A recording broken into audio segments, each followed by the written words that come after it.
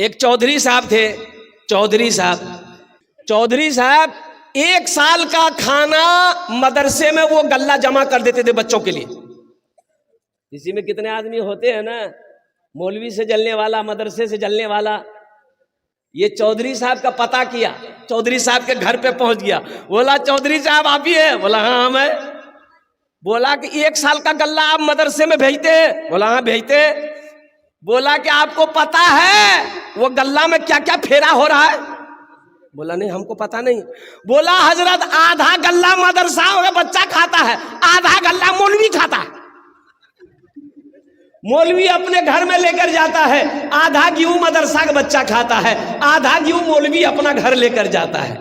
تو چودھری صاحب اور قربان جائیے، چودھری صاحب کھڑے ہوئے اس آدمی کو سینے سے لگا لیا۔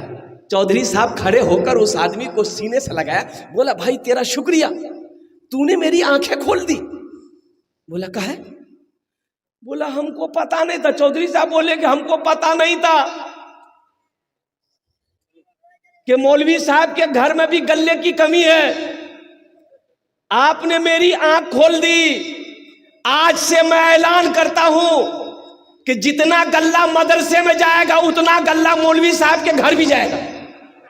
وہ آدمی وہیں پہ بیٹھ گیا، بولا گڑبڑ بھاگ لو رہے،